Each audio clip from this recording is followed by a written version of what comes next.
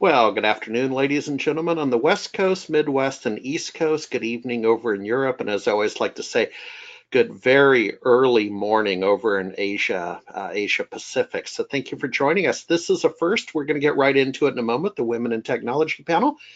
A couple of updates. Last week was quite busy, so if you go to the SMB Nation site on screen 2, you'll see some summary information on the Ingram Cloud X conference in San Diego, including a piece on women in technology. They had a women in cloud panel. And then you'll also see some posts from South by Southwest in Austin. I just put up this morning about a 20-minute video, a summary of the pillars and the tracks at South by Southwest in Austin.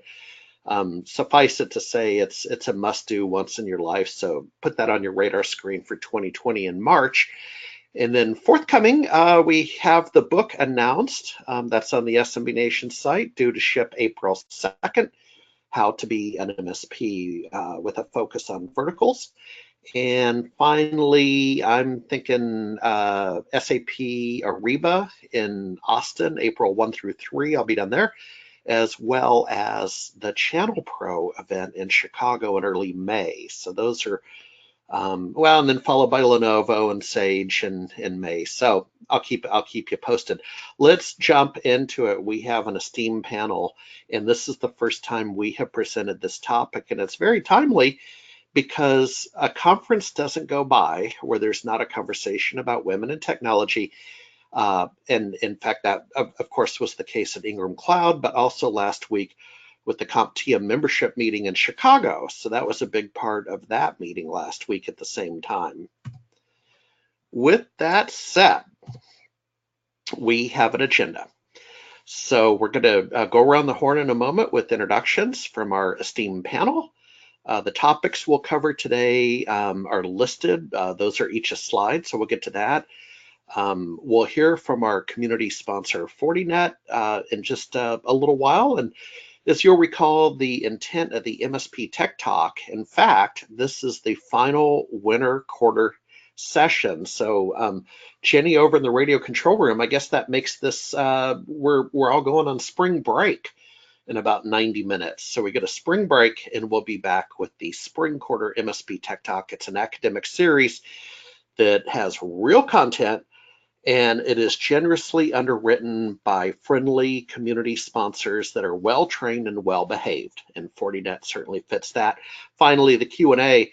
So here's the deal. Jenny's going to monitor the Q&A over in the radio control room. Jenny, please interrupt when necessary. And folks, this event is what you make it. So your questions will drive the panel.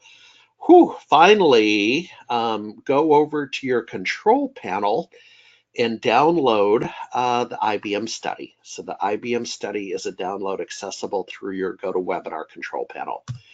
With that said, ladies, if we could go around the horn and each do an introduction. Employee number 1 in 2004, Nancy Williams is back. Nancy, introduce yourself, followed by Tiffany. All right, I'm Nancy Williams, and as Harry said, I was employee number 1.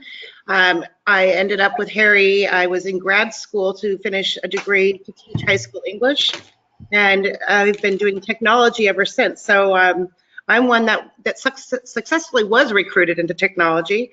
I've coached high school athletics, girls soccer and fast pitch for about 14 years, and I've noticed that very, very few of those girls have an interest in going down the technology path, and I'm always interested in finding ways to change that, and that is why I'm here today. All right, excellent. And people can see you, I believe, Nancy, correct me if I'm wrong, there's an ASCII event coming up in Dallas, and will we see you at Channel Pro in Chicago as well? I will be at the IOTSA event in Salt Lake City, the cybersecurity event, on Tuesday next week, and then I'll hop down to ASCII for Dallas, where I'm representing a company from Australia called Envirosoft. I'm currently in between, I'm living in between Seattle, Washington and Guam, so I'm kind of commuting across the world, you know, working shows and enjoying the channel. All righty, thank you. And Tiffany, don't be bashful about the nature of your company being the world's largest training organization. Go. Tiffany, thanks, Harry. Thank you for having me today. So Tiffany Wallace, Vice President of Business Development with New Horizons Computer Learning Centers, as Harry said. So we're the largest IT computer training company in the world with locations in Asia Pacific and EMEA, pretty much span the globe of locations. So, and very exciting to always see our footprint from Saudi Arabia, right, at our international conference. That just, it's very interesting to see how many lives we change every day.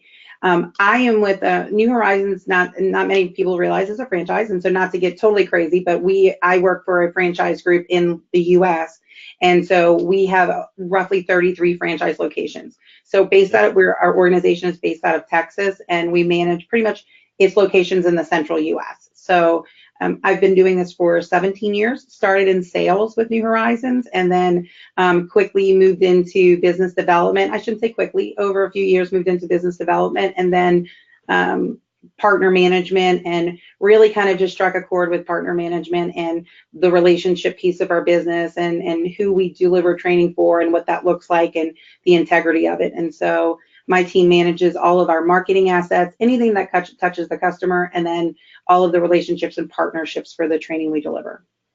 Excellent. And Tiffany, something you might not know, with my week in Austin, I did long play interviews with Rudy Rodriguez Awesome. and Davin concerning the IAMCP, the International Association of Microsoft Channel Partners. I was corrected on the air with the new name. And you've been involved in that for a long time. And Tiffany, quickly, but they typically have a large women in technology presence at the Microsoft Inspire conference in July. Is that right? They do. It started out as a small luncheon years and years ago, quickly grew into like the must attend event of the conference. And so I think there's roughly 1,000 women out of, not women, 1,000 attendees of the luncheon out of 20,000 attendees of the conference. So Yep. seats go very quickly. So if you're registered for Microsoft Inspire in July, be on the lookout for those luncheon when it's announced. It is a complimentary luncheon, but it definitely, last year, Sachin Della presented at actually came and spoke, surprised everyone. It was very invigorating to hear his strategy and what he is looking to accomplish with Microsoft with with women, and so that was fabulous. And so that event is excellent. There also is a huge presence at Microsoft Ignite, and so you can find a theme here, right? I've lived in the Microsoft circle for quite a while, and so Microsoft Ignite also has a very interesting event every year for women in technology. So those are two things that I tend to try and not miss every year. I was gonna say that's where people could see you in Las Vegas, and I know for Inspire, is Ignite back in Orlando again? Is for another few years, I believe. Yeah. Okay. But they've moved And it to then, November, so that's a little bit better than November. yeah, I actually like that. So Jamie Mendez, don't be bashful that you arguably work for the world's largest technology company, and I actually believe there's some truth to that. Please introduce yourself. Well, thank you, Harry. It may be not the largest, but oldest, maybe some combination thereof. Okay. I don't know. It depends on whose measuring stick you're using. Right. So I've been with IBM for about 20 years in a variety of roles. Came into IBM through acquisitions. A lot of people end up at IBM through acquisition. And have found a variety of opportunities and challenges that have inspired me over the years. I've been in the technology world for about 30 years, so I'm dating myself or aging myself tremendously. But I'm one of those people who didn't set out in life to be in the technology industry, but got in and was intrigued and was challenged and felt the passion to really get underneath it and figure out how technology could help solve problems. And there's so many different ways of using technology to change the way we live every day and the way we work and the way we play. And sometimes we don't even realize what is really fueling that. And my joy every day is helping others bring that technology to life in the work they do. And that's why I'm in the partner side of the business with IBM.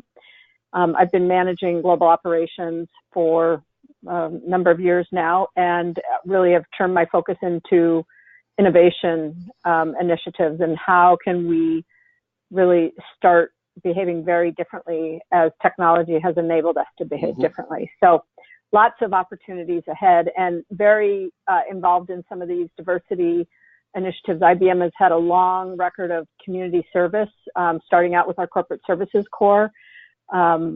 It's an honor to be able to serve in that capacity. And then we have special interest groups for every dimension of life that you can think about. And one of our keen interests is women, because women represent an under-recognized group in the technology sector, in the corporate leadership sector. And we have to change that, because as you'll see if you download the study, we have found, as many other organizations have corroborated, or we're corroborating what others have found, women bring a tremendous set of value and insights into the workplace. And when coupled with all the resources, it does change the outcome of the business. So it's something that we all need to take advantage of and participate in, and know that we have worth. We shouldn't be apologetic for it. We should push for it. So that's why I wanted to participate today. Well, I appreciate it. I saw you recently at the IBM Think combined with Partner World, and boy, that was a big conference down in the Moscone Center in San Francisco. So, Jamie, what other conferences might you be at for the balance of the year? Does any one stand out where someone may bump into you? Oh boy. Well, I just got back from the B2B Marketing Exchange, and there's another one in the fall that I'll go to. I would love to get to the Channel Pro and the Serious Decisions events coming up. We have a number of our own events. We have a whole series of technical universities around the globe that I'll be attending, Dubai in mid-April. So, and I'm trying to think of, I mostly booked this spring with IBM events, distributor conferences. And so you may see me at a distributor conference, an IBM Technical University, or Serious Decisions in May, maybe Channel Pro, not sure yet. Okay, sounds good. And then we have Mia Kate Kennedy, one with the generational symbol. Please introduce yourself, and thank you for hopping on board. Hey, thanks, Harry. This is Mia Kate Kennedy the first. I most currently was running a director of IT for a rather healthy MSP with multiple verticals, including on-site IT. So I've been in the trenches and also in management and leadership. I'm currently getting my master's in leadership with a focus on technology revenue. And I'm also getting my master's in emerging technologies. So I have a passion for emerging technologies, and that, of course, includes helping underrepresented groups belong to the technology sector. So I'm excited to be here. And you're doing your studies at Gonzaga, rated ranked #1 in March Madness. So fingers crossed. Absolutely, go Zags. Yep, fingers crossed. Michelle McBain, unfortunately, I learned just before we came on the air, she had a conflict and is unable to join us. But Jenny, if you don't mind, over in the radio control room, coming on the air and introduce yourself, because this is actually part of our storytelling at SMB Nation, that you're the president of SMB Nation, your 12th year. Please introduce yourself.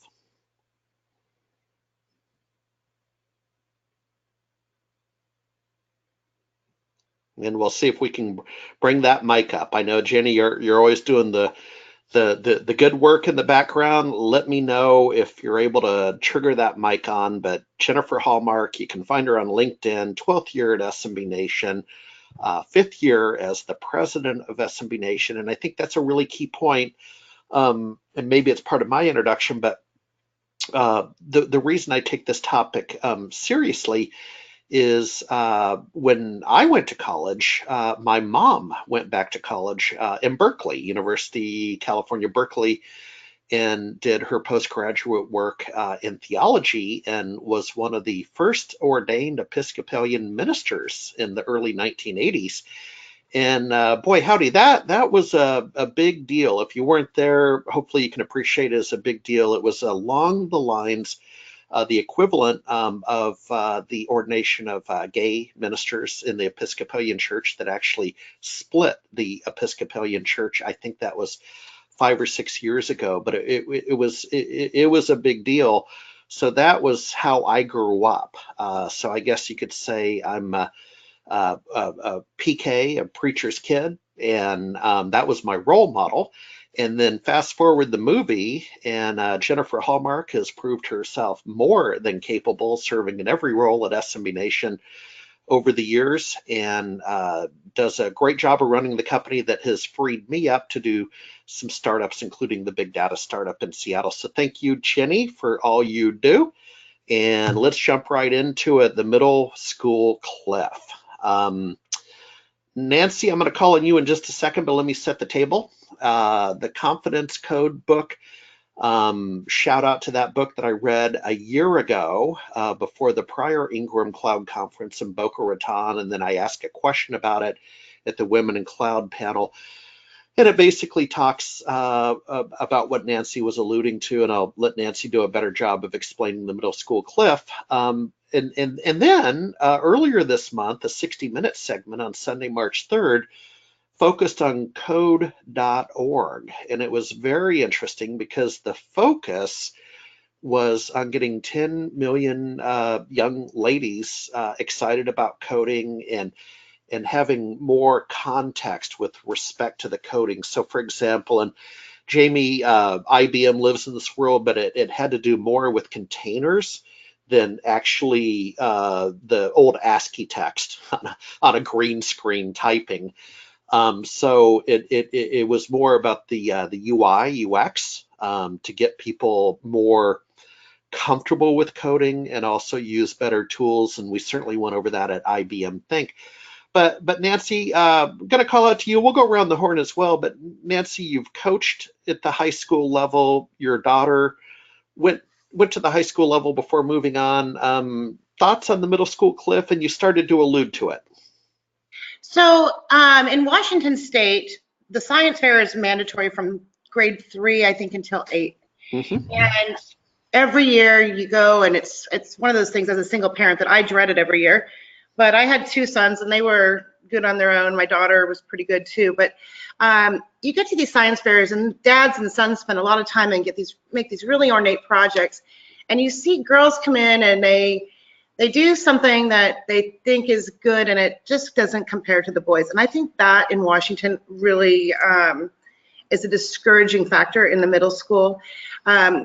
There's not, I think they almost should like have a boys science fair and a girls science fair just so the girls can compete against each other and stand out. But I know next weekend is the state championship for the science fair for Washington State, and it's here in Bremerton locally.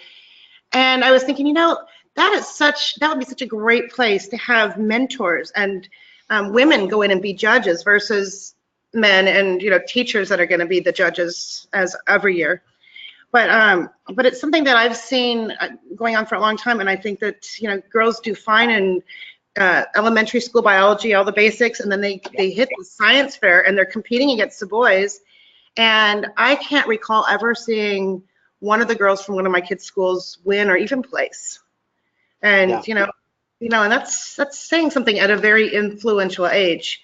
And I just had a thought real quick, Harry. You know who would have been a really great person and advocate? He was the one that went out and recruited a whole bunch of high school students to get into technology in New York. Was Dino White. And unfortunately, he's not with us anymore, but boy, he would have been a great person to get involved in this. He would have been a fabulous person.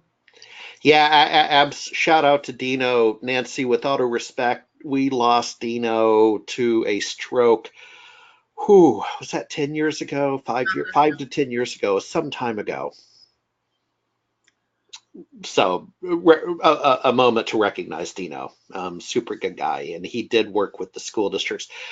Jamie, same topic, but I want to give it a slightly different twist, and I'm going to kind of fumble finger the name of the IBM program, but with Ginny Rometty up on stage in her keynote, she brought, I believe they were at one time, a couple of high school students up on stage. Remember, they each wanted to like get a selfie with her. Well, that was And after all the professionals got up and wanted a selfie with her, right? yeah, exactly. And there was the gentleman and the lady, and I believe that was a high school program. And again, I forget the name of it. But the context is IBM's outreach into the academic community to have internships and programs to quite frankly address some of this issue. Yep. So these are called PTECs, and IBM opened the first PTEC in partnership with the local school district in New York. And since then, I wish I would have looked up the number, but I think we have 35 schools that we've done joint partnerships with. And the intention is to build vocational skills at the same time you're going through high school. And those vocational skills around technology, because as we have seen technology change, we know that the skills of the future that are needed for the future with the way that technology is evolving for jobs are not even known today, right? The jobs aren't defined today. They don't exist today. And some of the jobs we have today will not exist in the future. They won't be necessary because as machine learning and artificial intelligence and blockchain technology, enables us to work in different ways, we won't need the jobs we have, but we'll need these new skilled workers. So the idea behind PTEC is teach the fundamentals, and not everybody's going to need a doctorate to work in technology. You need to have awareness of technology and be able to code. And that was some of what 60 Minutes was about, is you don't have to be a math wizard to be a technologist. You might be someone who understands how you interact with that technology or the contextual use of the technology. So that's what PTEC serves to do. When kids are accepted into the program, they are taught to immediately use technology to bring value. And when they're taking college level courseware at the same time, and when they graduate, they are graduating with the equivalent of an AA. And so They are in this accelerated program. They are learning technology. They are getting internships in companies. And when they graduate, what we featured that Harry was referencing are two students, graduates, alumni, who had gone through the program, and one was hired by IBM. He came in as an ethical hacker, so he was in trying to break code. I remember that. In high school, and then he was so good at it, we hired him to continue his work as an ethical hacker and show us where the vulnerabilities were in our code. And then the other graduate, she went on to go to college. She got a degree in teaching and credentialed, and she is back now running one of the PTEC schools as a principal and administrator. So two wonderful success stories. Didn't try to change either one of them. They came from different backgrounds. Neither one of them ever imagined themselves going into technology, but it's that idea of planting a seed and letting it take hold, and kids will find what's of interest to them and they'll run with it. And you just need to present the opportunity. So that's what PTEC does. Yeah, and by the way, a shout out, and Jamie, you're going to see I took about a half a dozen copies of the comic book, the IBM Hacker Team with superheroes, and that was a really cool handout at the conference. And Jamie, that got my son at Cal Poly excited. I sent him one of the comic books, and he double clicked into the Extreme Blue internship program. Now that's at the college level. But boy, he sure perked up, and then when one of your venues is Austin, Texas, he got even more excited. So we'll leave that we'll leave that hanging out there. So Mia Kate, you're self-made, and without double clicking so much down into how you got to where you are, but with your journey, what turned you on to technology and got you you didn't go down the middle school cliff because something clicked for you. And like I say, my congrats that you have really earned everything you have. Thank you, Harry. Yeah, I started out, actually was abandoned by my parents, emancipated when I was very young. Put myself through college at Gonzaga with a lot of help from Gonzaga. At that Yep. time, they didn't really have technology, although technology always fascinated me. So it was always in the background, but I had to pay the bills. So I got into political science, which really didn't pay the bills. But it wasn't really where I wanted to be. So I studied business and just kind of had a focus. Running an MSP is so important to the businesses at large in your communities. Every business should have some kind of IT department. So the fact that IT affects everybody on a daily basis and also in business can't be overlooked. So I find it really fascinating to look at all the numbers from the IBM study, and I can verify that. And also, not just in the hard skills, but in the other skills that women and girls bring to technology, diversity, communication, time management. I ran a fairly large team of technicians, and time management, to them, they were just getting the job done, but following a time management, program management format was easy for me to formulate, and for them it was a little bit foreign. And also empathy in the workplace.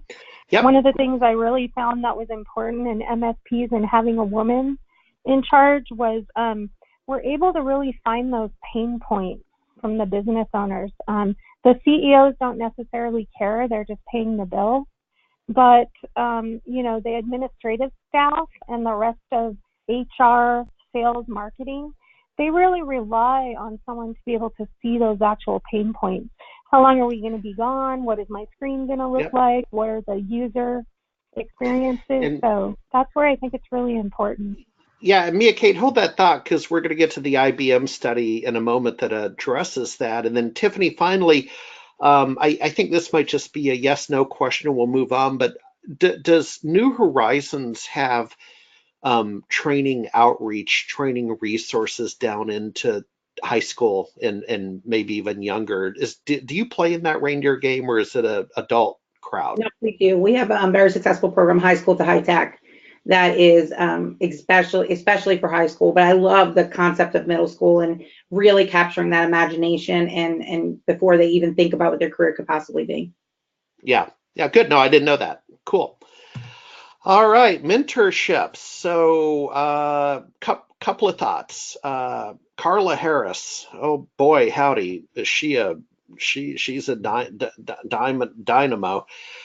She spoke last week at the CloudX conference. That's a picture I took before the panel was seated. And I have some comments over on the Women in Technology blog over on SMB Nation if you want to double click into that.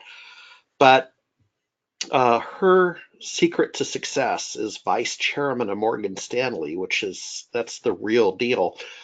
Was severalfold, but have a mentor. And then I would offer be a mentor. And Mia Kate, I want to start with you because as we've worked with you, and thank you for helping us with the book we just announced. You were an editor on that. But Mia Kate, one of the things I've noticed knowing you a couple of years and having met you at the Solar Winds conference was that you have been really active in your community with the Chamber of Commerce, and I believe you mentored a younger gentleman over at the Chamber of Commerce to make him a better business person. I may have the story wrong, but tell us your view of the world on being a mentor and if you don't mind, having a mentor. Sure. Yeah. Currently, I'm a CEO mentor for 3 CEOs. One is the CEO of a local chamber. Great young guy. He's going to do really well. Just needed some help in the organization, business, and executing. He has great ideas, but a little bit afraid to pull the trigger at times. So having a mentor has been really instrumental to him. And it's going to make him a lot better business leader. And we have a really great relationship. He gives a lot back to me as well from a younger standpoint. I'm not old, but I'm not young either. So it's nice to have that mentality. I love working with young people. I think mentorship is extremely important. I had great mentors to get where I am, and I'm really humble by that because I had to do it pretty much all on my own and sort of learned as I went. Without mentors, I wouldn't be where I am today. So I think the mentorship in technology, it needs to start as young as possible with encouraging all groups, not just women, but minorities and children as well.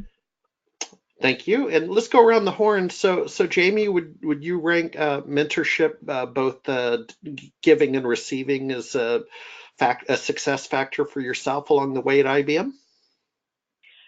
Absolutely. I mean, you cannot work in an environment as complex as IBM and as big without mentorships, because you can't possibly know the right directions and the unseen information, and others have that information to help you make good decisions, move in the right direction, get access into opportunities. So it's a must have. And sometimes for me, I didn't even know I had mentors at times. I just had people I trusted. I didn't know that consciously I had picked them as my mentor. It's just I had trusted advisors. And so sometimes, and I had people that come to me regularly for info, and I didn't realize that I was mentoring them consciously, right? But I think anytime you can develop trusted relationships and use them in a way that's mutually beneficial, you will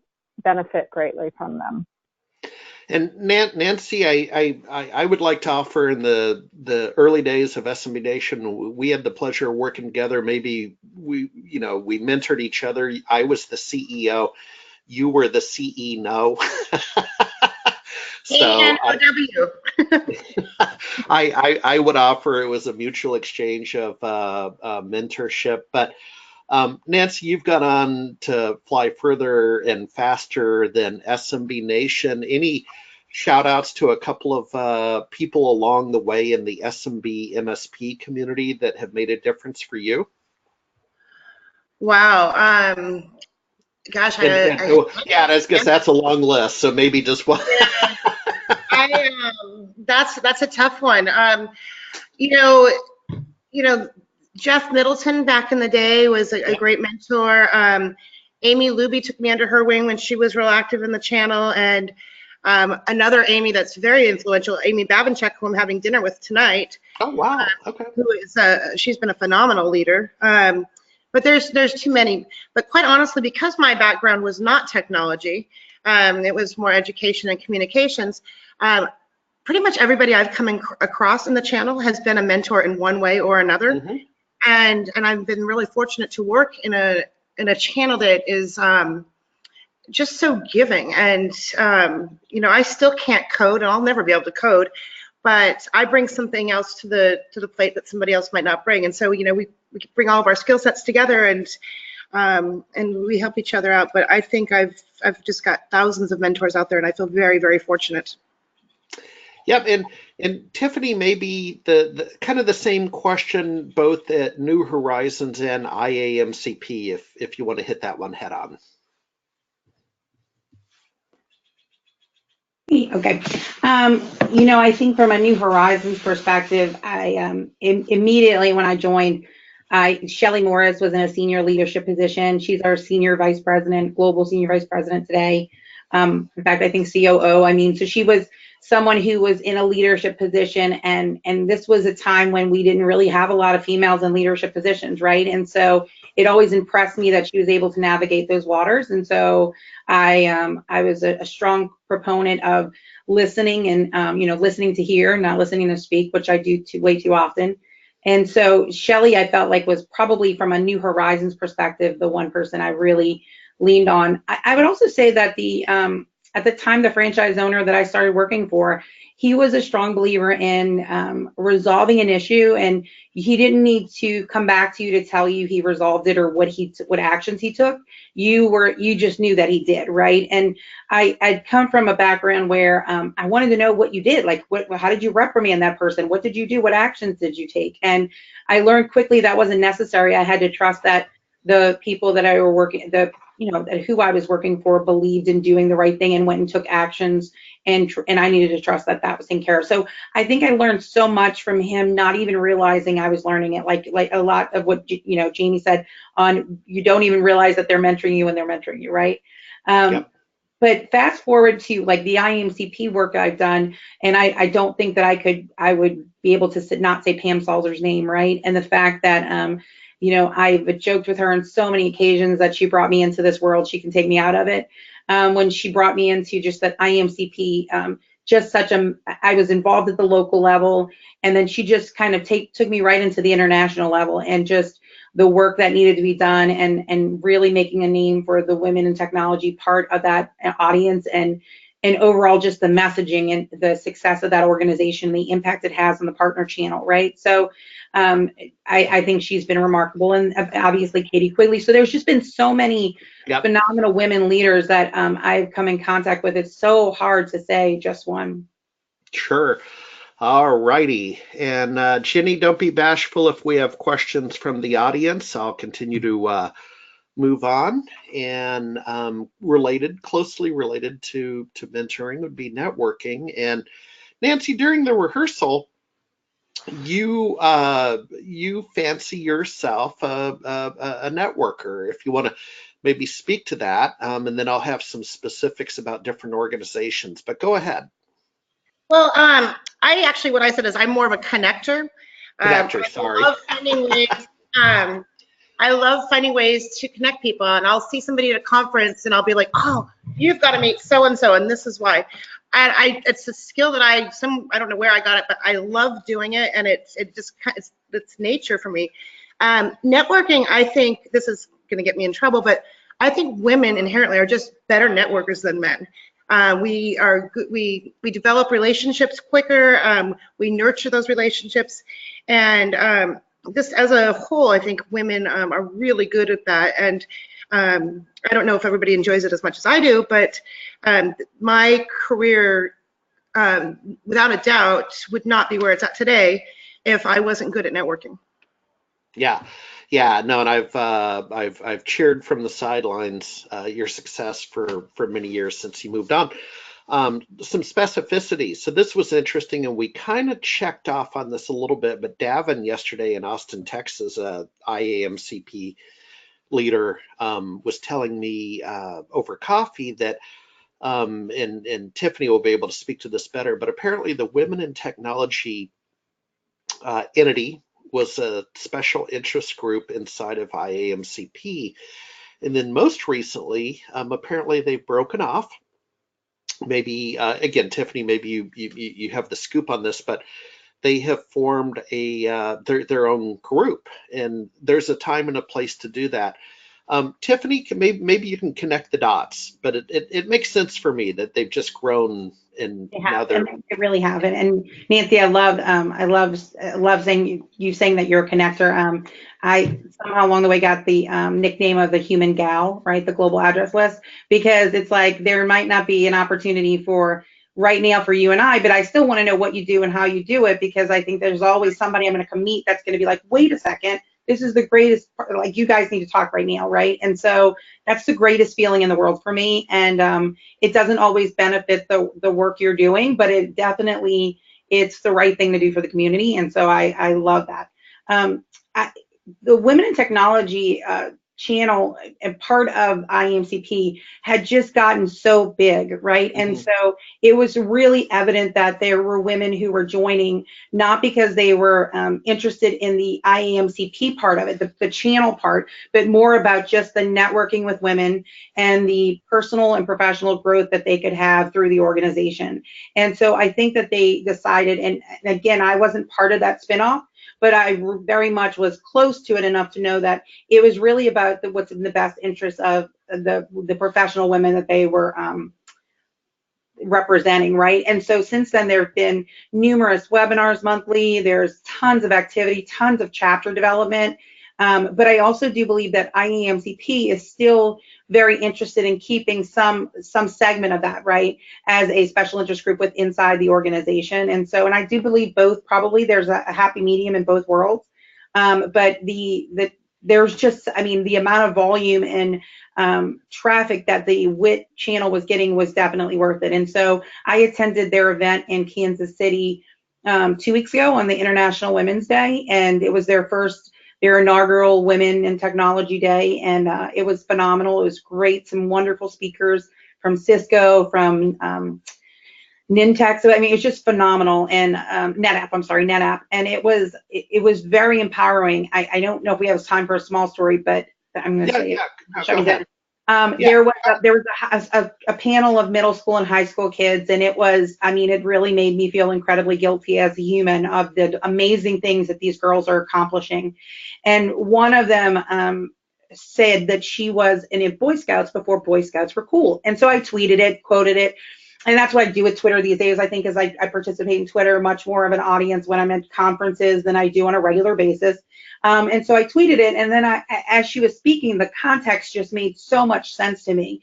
Because to be honest, when the Boy Scouts allowed girls to join, I was a little bit like, is that necessary? I mean, we have the Girl Scouts. Why don't we build the Girl Scouts up? Why are we going down this avenue? And when she spoke, I had such clarity on why, and it was because the Boy Scouts had programs in robotics and IT that the Girl Scouts did not. And so he had, in order to get into her robotics program in high school, she had to preemptively take these robotics courses. And the only way to take them was through the Boy Scouts. And so I was just like, oh my goodness, like, how was this a miss for these two organizations?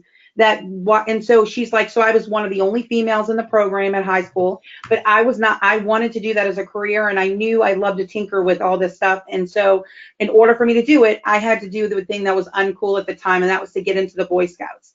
And so I just thought that was really interesting, right? Because I think that sometimes we see these things on the news and we hear the messaging the way the news wants us to hear it, but we really don't know that the backstory is because there might not be some legacy programs that are moving forward with an organization like Girl Scouts that needed to move forward for programs like that to exist. Yep. And then Jamie, either inside or outside of IBM, how are you involved in networking? Well, I have to say, I guess I'm one of the women who doesn't have networking in her DNA, because I feel like I observe others doing it so much better. But I do make a point, and it's in my kind of consciousness, to connect with people inside the company on a regular basis. And regular doesn't mean every day, right? And maybe that's what I need to do more of. But, you know, once a quarter, try to reach out to an executive or somebody that I've worked with, just to stay caught up and share and explore. And then, you know, as you asked us what events we're going to, I do absolutely make it a priority to get to an event once a quarter. And I also, and I actually require this of everyone on my team, to reach out to our partner community at least once a month.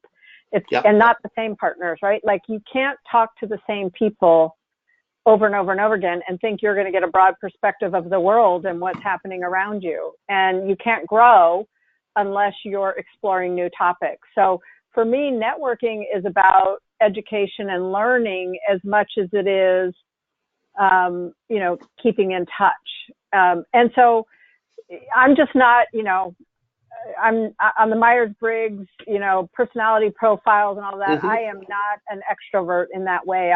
I typically tend to be very shy. So for all of you who think you're shy, there is hope for you. I get very uncomfortable in social situations. I have to put myself out there.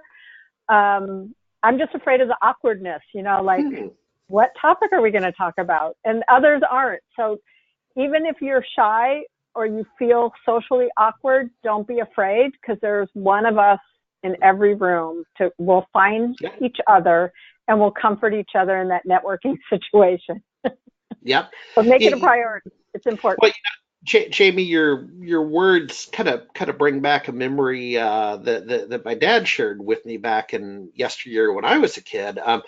So my dad was the general counsel for the Trans-Alaska Pipeline, and he always told the lawyers, now let's think this through. In the 70s, first of all, that's a big construction project, but it was also a project, and projects have limited duration, start and finish. And he was always, I don't know, they must have had 27 lawyers. This is some big legal department. And he was always telling these guys and gals that you really need to go to the Bar Association lunch once a month. You really need to be out there. You know, you have domain expertise in the study of oil and gas law and all that, but this project's going to end. That's what pipeline projects are. And some listened, some didn't, some retired, some were fired. So, but Jamie, you know, it's just you got to do it. I mean, if you're a doctor, go to the AMA, lawyer ABA, and Mia Kate quickly. I know when I've chatted with you during the book and some other things, you're often on your way to different networking events. You seem comfortable with that. I'm going to say chamber events. Maybe you made mention once of a TED Talk, but Mia Kate, how do you network out in Spokane? Oh gosh, I think I network around the world at this point. um, I I don't know. It's just easy for me. I like learning other people's stories, so I think that's a good way to connect with people.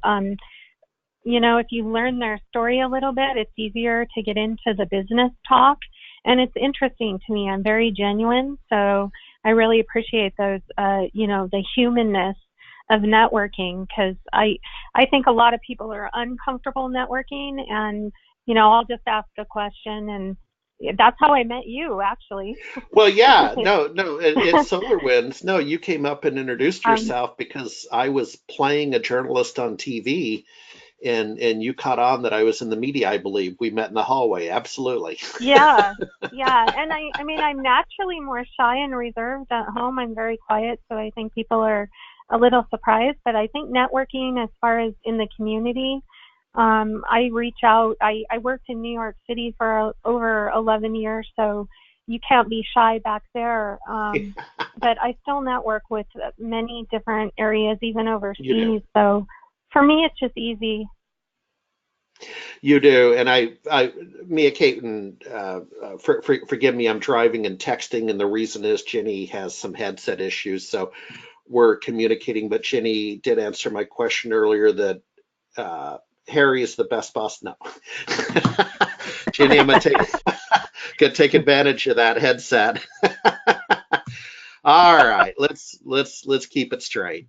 So, folks, honor those that take care of those that take care of us. Again, we like a long format. We fancy ourselves National Public Radio or Public TV in a sea of advertisements. Jenny's going to pop up a 40net video quickly. Take a sip off your water. Panel do the same. Jenny, take control, and we'll go from there. And it will be on your computer speaker.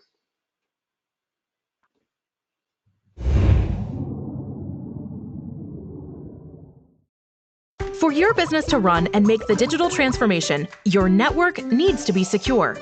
And because of today's complex network architectures, you've deployed individual security solutions from different vendors. But this complicated patchwork of solutions leaves gaps in your security and compromises its effectiveness. Your response to your complicated network needs to be simple, not complex. Sound impossible? It has been, until now. Fortinet has security solutions for all parts of your network, designed to work together as a simple, integrated security fabric with a single management interface. The Fortinet Security Fabric is broad, integrated, and automated, meaning it protects your whole network from IoT to the cloud from all threats by sharing intelligence in real time, and can even integrate third-party solutions. The Fortinet Security Fabric is a simple architectural approach that finally allows for network security without compromise.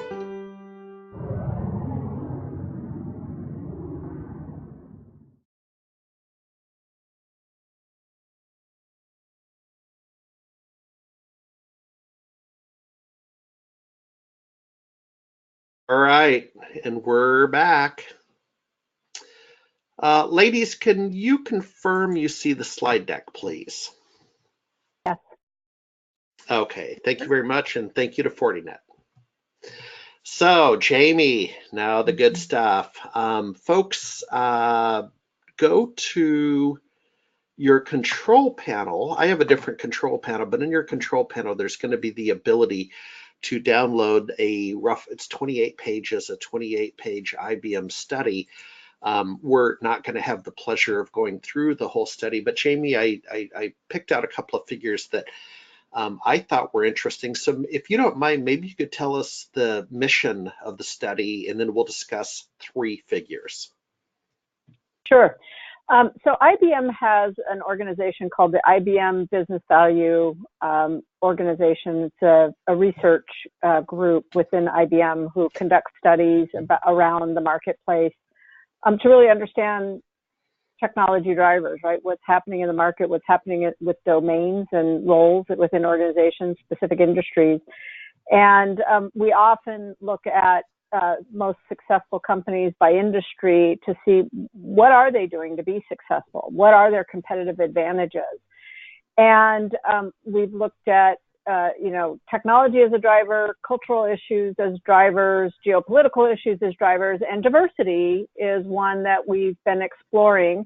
And on International Women's Day earlier this month, we released a study in which 2,300 of the top performing companies across, I think it was 11 industries, were examined and surveyed about their diversity initiatives. In particular, this focused on women's initiatives and how they set policies around bringing women up as leaders within the company, and the impact and difference on where women were leaders and where they weren't, and what was there a correlation to performance and outcomes. And I think what you will see is that we did find not only was there a difference in performance, but you can clearly see through the way that the answers, the way that companies answered the questions,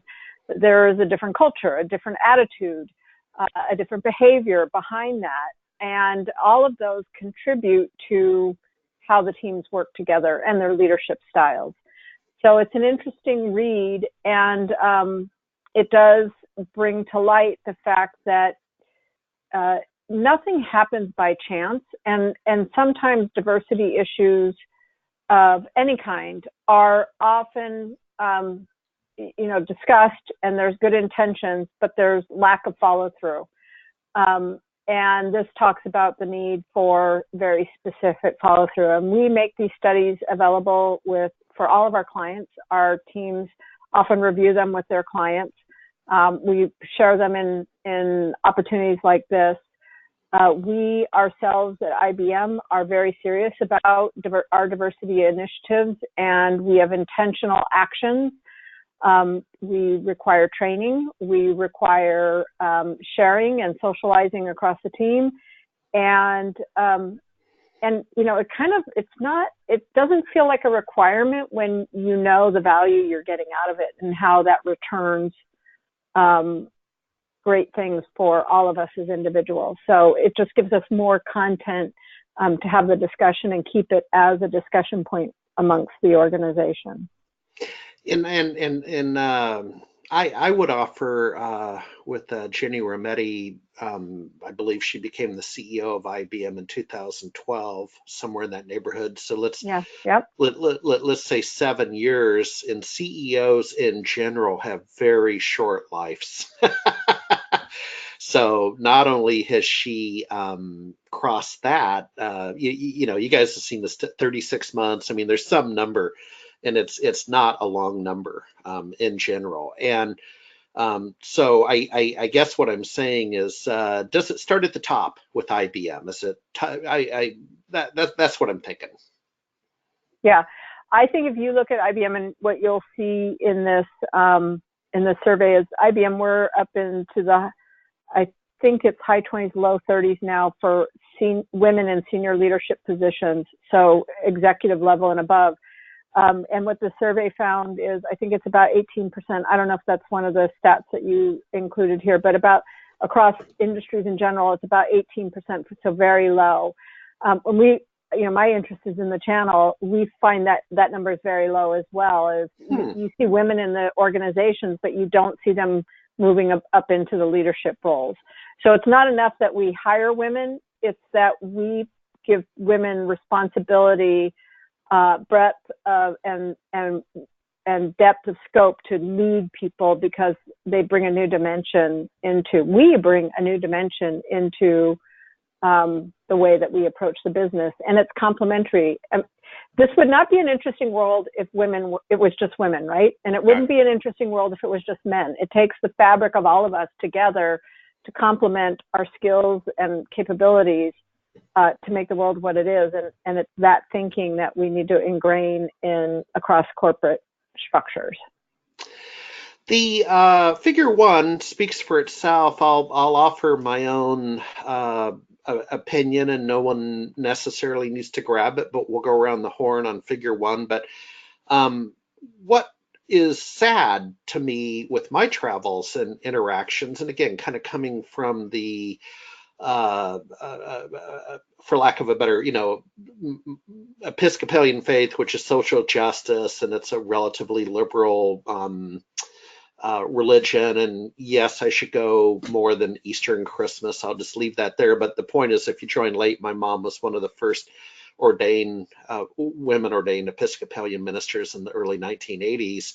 So I was kind of raised with that. And so when I travel and have conversations with both men and women in my generation, there seems to be a middle-aged cliff, and it's darn discouraging to have these conversations that kind of range from the old boys club to it's a man's world. And I see women becoming discouraged in mid-career and above. And I've had that same conversation with two of you on the panel today. And those were probably, the nature of those conversations were probably more private. But I don't know. Let's go around the horn on figure one. Ladies, if you have some observations about that.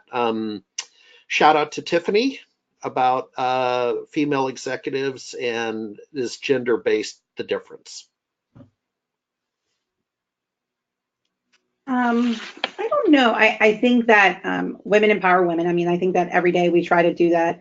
I think there's so much research that also shows that in some cases women haven't propped each other up, right? Because they're intimidated that there's only room for one of them at the table, right? And so I think that we're creating history as we are, every day, the things that are happening and the changes that are happening in organizations. One of the interesting statistics I learned at the event in Kansas City was that only 16% of board of directors across the world have women on them, right? And so it's just there's just an enormous amount of opportunity ahead. I don't know that I think that it needs to, I don't know what the solution is to how to get women into those leadership positions, other than to get them involved in thinking that they even are worth it and can do it. Ladies, Nancy or Mia Kate, next. And we can move on. Some of these are rhetorical conversations. I guess my observation. So I work, a lot with MSPs, and probably 95% are men, and they're male-owned businesses. On the vendor side, I work with a lot of vendors as well, and I'll tell you, it seems that the roles for women in the larger companies are usually in the marketing departments. Mm-hmm. Mm-hmm. I'm not seeing them at the C-level at all, really. It's primarily marketing. Yep. And I see that as well in the MSP. Yep. And okay, well, let's move on. These are just interesting factoids. Mia Kate, call to you. I realize you're on the phone, so I'm not sure if you can see the screen. And thank you for joining us the slide is figure 7 in the study, corporate culture balancing the problem solving and insights. The figure reads the leadership qualities that first movers value, and that was a term in the study, include a mix of analytical interpersonal skills and enable it. Number 1, results oriented. Number 2, Mia Kate collaborative. Number 3, strategic thinker. The moving on down, analytical, logical, objective, and then committed mentor. So a little formula there. But Mia Kate, you touched on the collaborative qualities that I guess you felt you brought to your team at the fairly large MSP in Spokane. If you want to double click on that, we'll go around the horn. Here's a situation that I had. I'll give you a little highlight. We had a manufacturing company that manufactures coins for the U.S. government.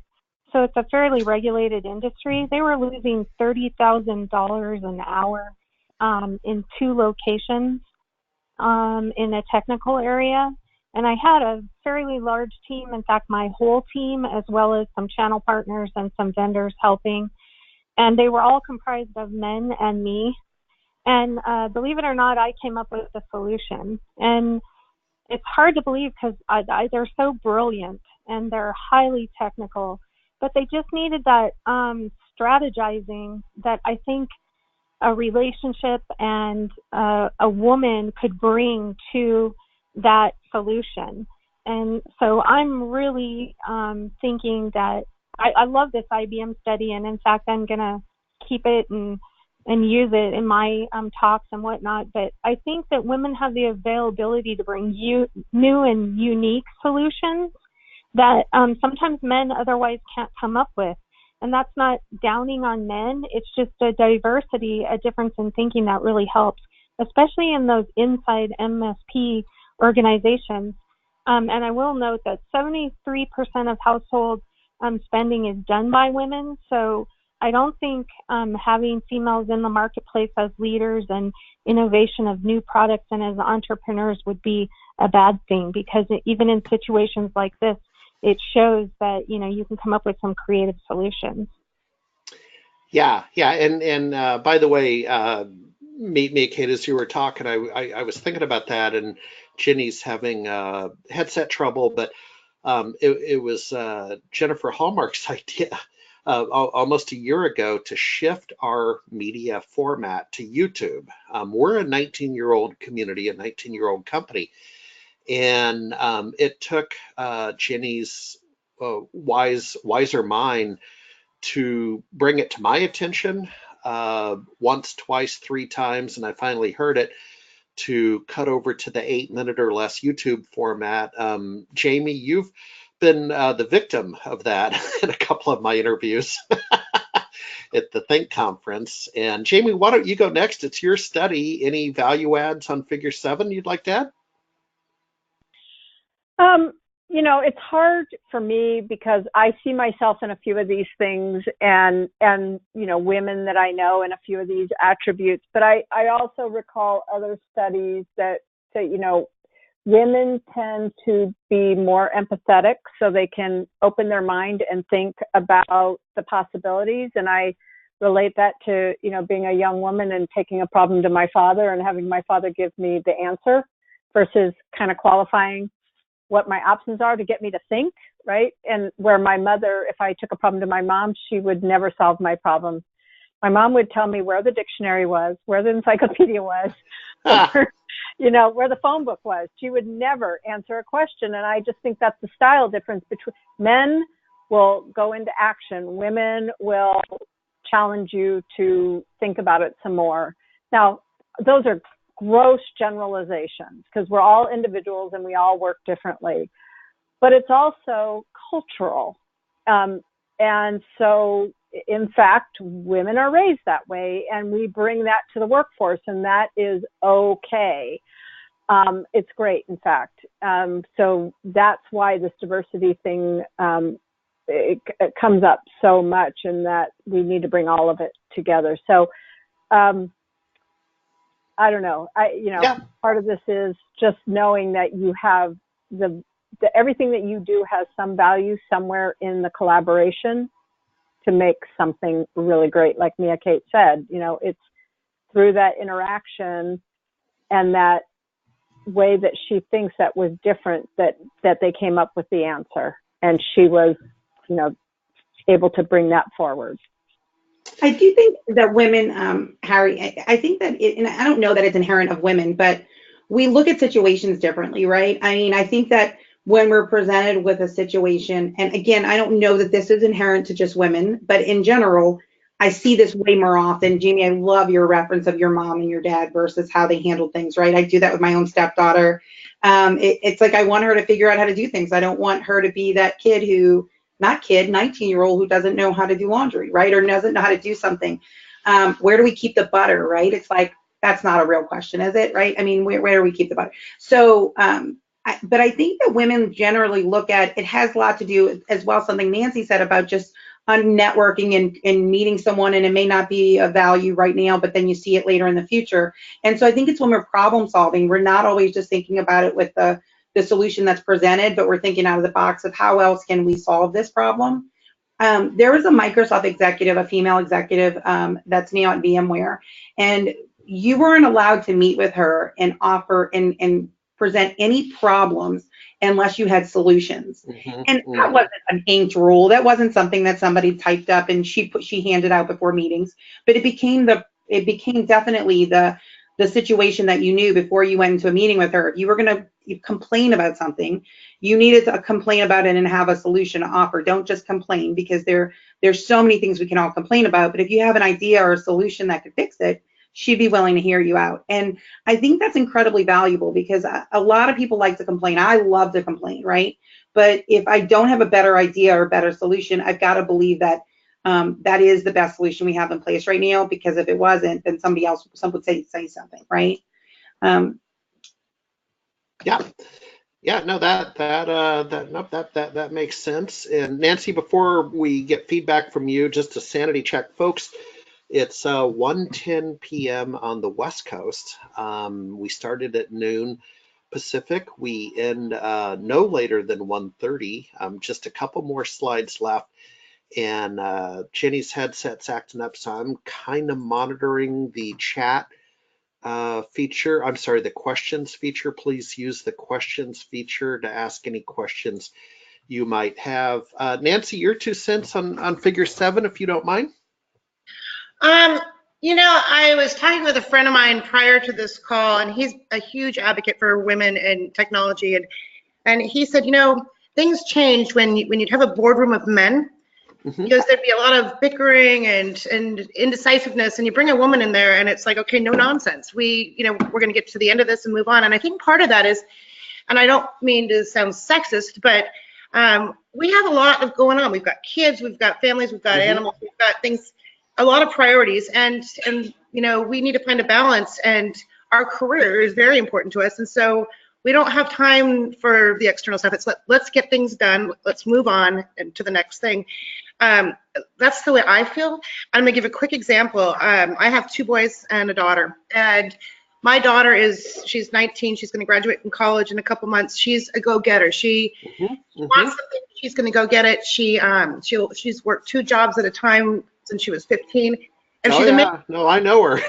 Yeah, and she does this on her own. I mean, and unfortunately, she doesn't care much for me right now, and I'm hoping it's the age thing. But she doesn't want anybody's help. She just is going to go do it.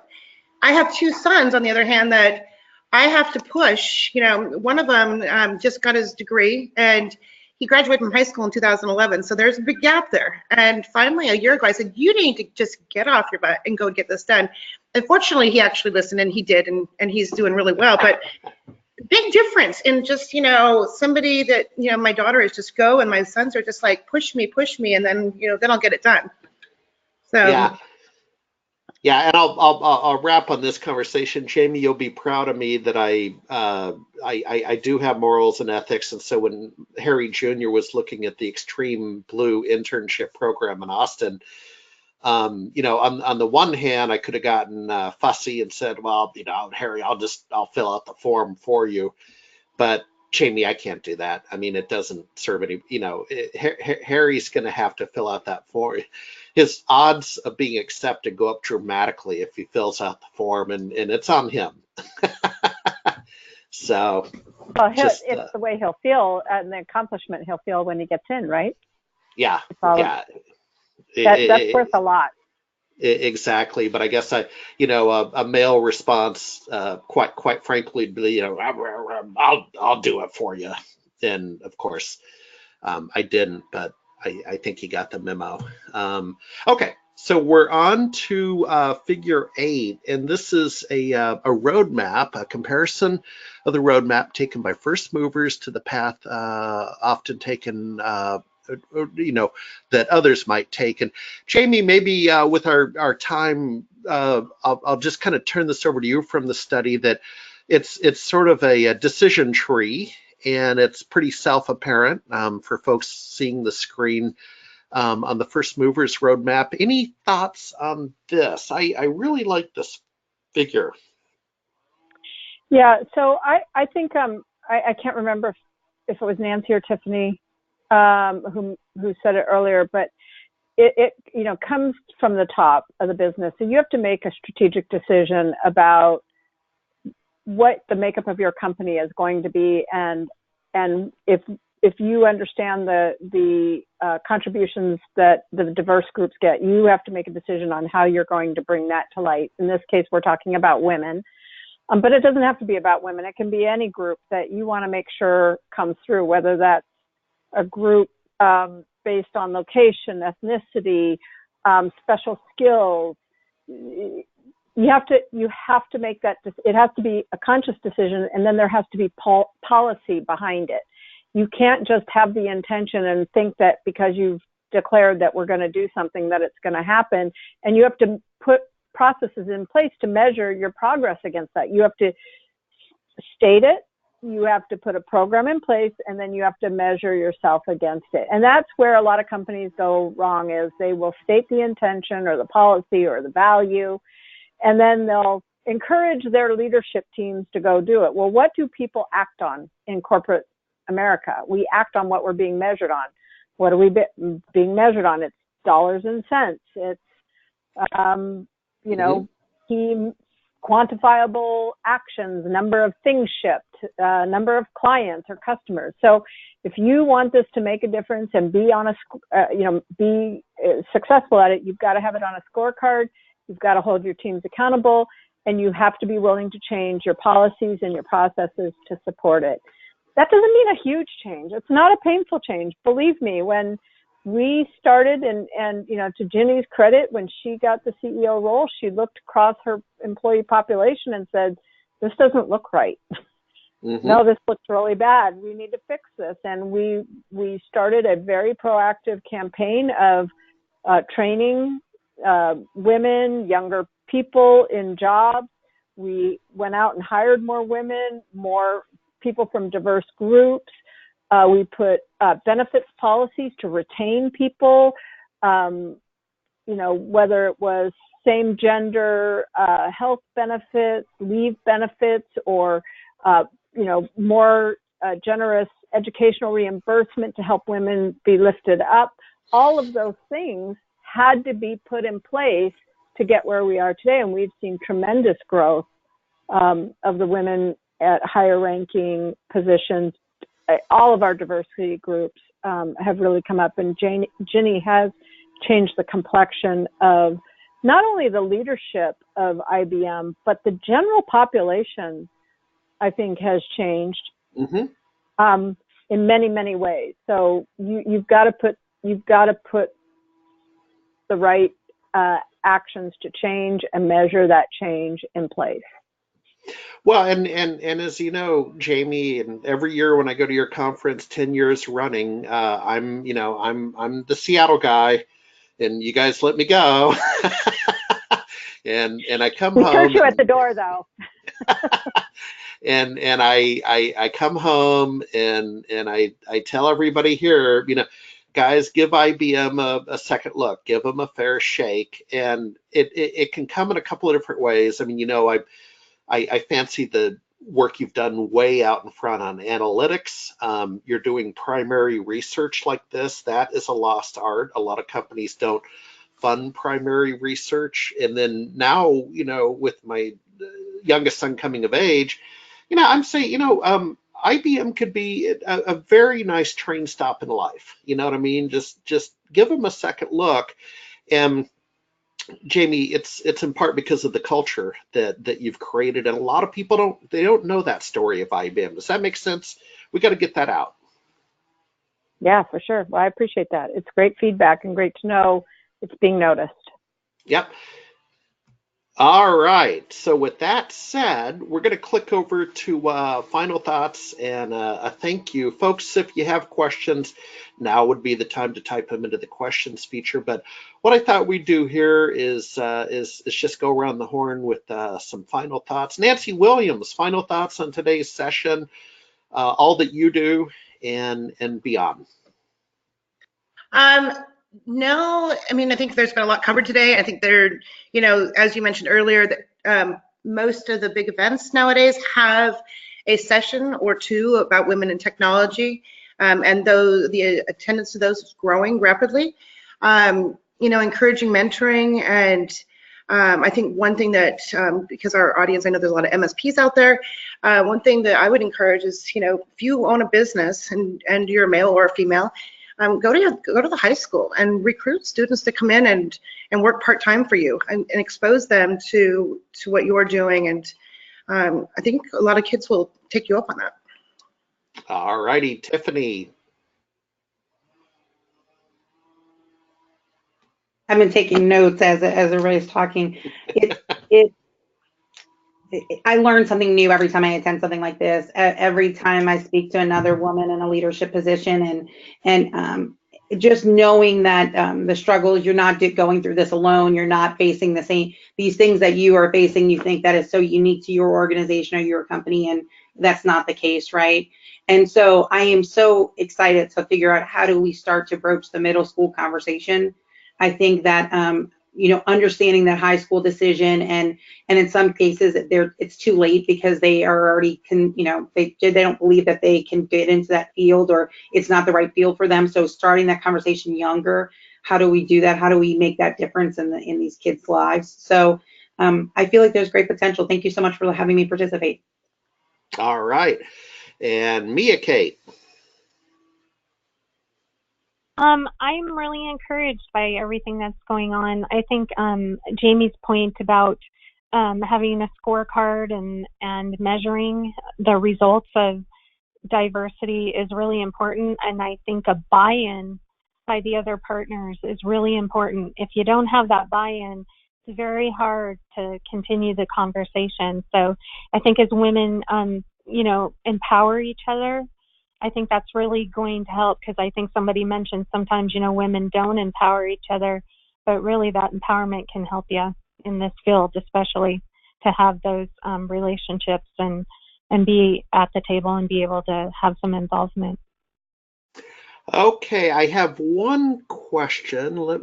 This control panel is not the best user interface. It's from Hugh Mock.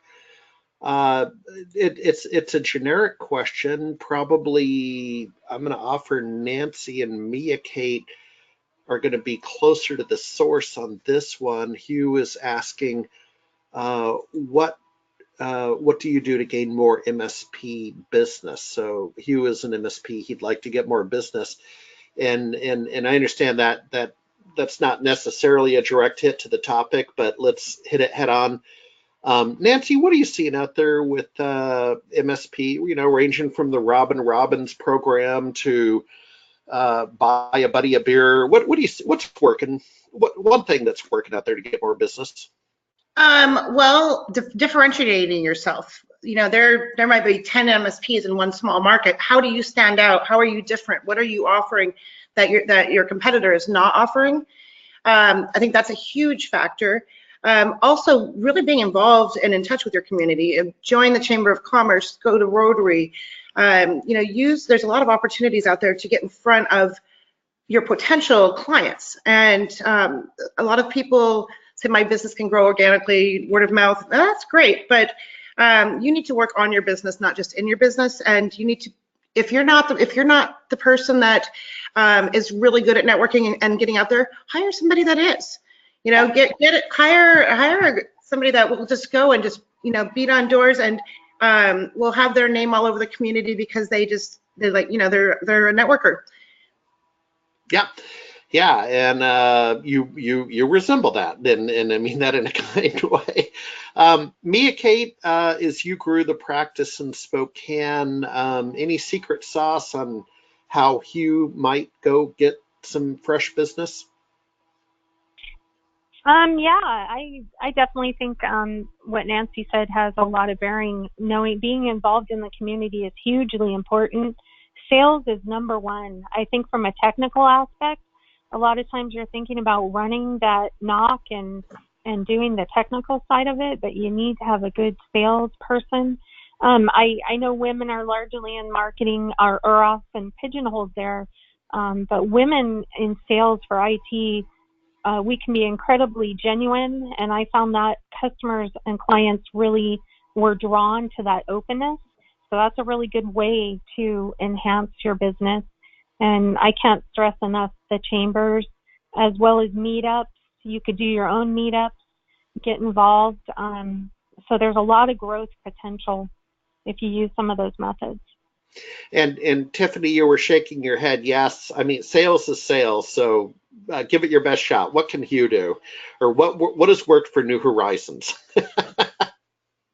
I think that having a mentor is, I mean, a huge piece of it. But I think to the point of sales is that when Mia Kate said that, to Jamie's point of a scorecard measuring things, right? And so if you want this to be successful in your business, you have to figure out a way to measure it, or it'll get done next year or the next year or the next year. And Jamie, the final word with the partner marketplace you introduced about a month ago at IBM Think. My recollection is that was sort of a partner to partner play, or one of the plays. So how do IBM partners, they tend to be a little larger, but how do IBM partners go out and get good business, and how could Hugh benefit from that?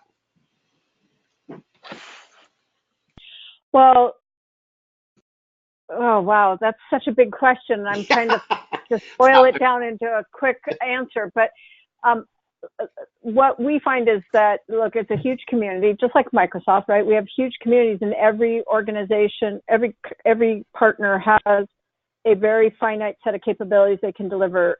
Most partners are not. I mean, we have, 20% of our partners, maybe less than that, 10% are huge. The rest are very small to medium-sized businesses themselves. They may go after enterprise business, but they're small to medium businesses themselves.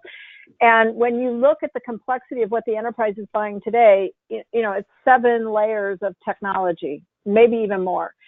And most organizations can be experts in maybe 3 or 4. They're not going to be experts in 7 or 8. So as an MSP, we have partners that are looking for MSPs that have the skills to bring their technology into market, or to help satisfy a service capability they need in a client that they've been calling on for 20 years, but they don't have the skills that the MSPs do. So our community of partners are looking for MSPs, partners that have skills and delivery capabilities or technology IP that they don't have. Mm-hmm. Yep, the IP. So that's why we brought P2P to Forward, is to say to those companies, don't give up, don't go other places. You've got a whole community of like-minded partners that you can team with and go after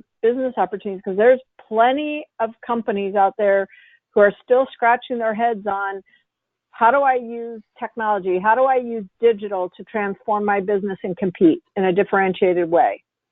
So let's get them their data, and let's give them the capability to use that data to delight their customers. And that's what you guys can do by teaming with IBM partners. Well, there we go. Right on, ladies. Thank you so much for taking end to end about 2 hours out of your day when we count rehearsal time and getting out a little early. So I appreciate it. Time is the one thing that we can't buy. And so I I appreciate that. Folks, again, a little bit of housekeeping. So you'll be getting a thank you note from Jenny tomorrow with the replay link. The panelists, I would encourage you to feel free to socialize the replay link if that helps you. Upcoming shows, again, SAP Ariba in Austin, Texas, April 1 through 3, followed by Channel Pro early May in Chicago, followed by Lenovo and Sage, Orlando and Atlanta, respectively. Places to see you. The new book is announced, How to Be an MSP, and you can click over to SMB Nation to kind of double click down into the verticals that we discussed. So everybody, thank you. And Jenny over in the radio control room, thank you for all you do. And I would have loved to have had your participation, but I've been catching your comments up on text. Have a great day, everybody. Bye-bye. Thank you. Thank Bye. you, Harry. Right. Nice to Thanks, meet everyone. you all. Yes.